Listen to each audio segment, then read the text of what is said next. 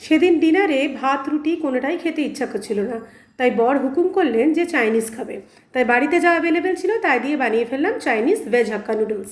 Noodles বানানোর জন্য আমি এখানে 2 প্যাকেট নুডলসকে একটুখানি ভেঙে নিয়েছি। তারপর গরম জলের মধ্যে সামান্য নুন দিয়ে নুডলসগুলোকে ঢেলে আমি সেদ্ধ করে নিয়েছি খুব সাবধানে, যাতে নুডলসটা বেশি গলে না যায়। দেখুন আপনারা, ঠিক এই পর্যায় পর্যন্ত নুডলসটাকে সেদ্ধ করতে হবে। নুডলসটা সেদ্ধ হওয়ার পর সঙ্গে সঙ্গে এটাকে ঠান্ডা জলের মধ্যে দিয়ে দিতে হবে, যাতে এক্সট্রা কোনো ভাব থাকলে সেটা বেরিয়ে যায়।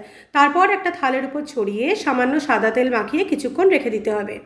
সবজির মধ্যে আমি পেঁয়াজ, ক্যাপসিকাম আর গাজর খুব ঝিরিঝিরি করে কেটে নিয়েছি। আপনারা আপনাদের পছন্দ মতো সবজি এতে অ্যাড করতে পারেন।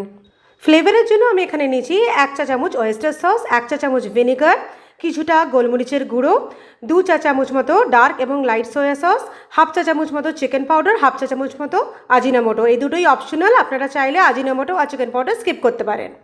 এরপর একটা কড়াইতে কিছুটা সাদা তেল গরম করে তাতে আপনাদের পছন্দ মতো সবজিগুলোকে দিয়ে 2 মিনিট হাই ফ্লেমে খুব ভালো করে নাড়াচাড়া করে নিতে হবে। সবজিগুলো যেন বেশি নরম না হয়ে যায়, একটু যেন ক্রাঞ্চি থাকে।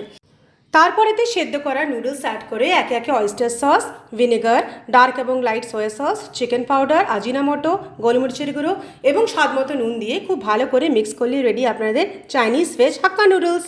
খেতে এতটাই সুস্বাদু হয়েছিল যে ঠিক করলাম আর কোনোদিনও বাইরে থেকে নুডলস কিনে খাবো না। ভিডিও ভালো লাগলে লাইক শেয়ার করবেন। দেখা হচ্ছে আবার পরের ভিডিওতে। সবাই ভালো থাকবেন। Thanks for watching. বাই।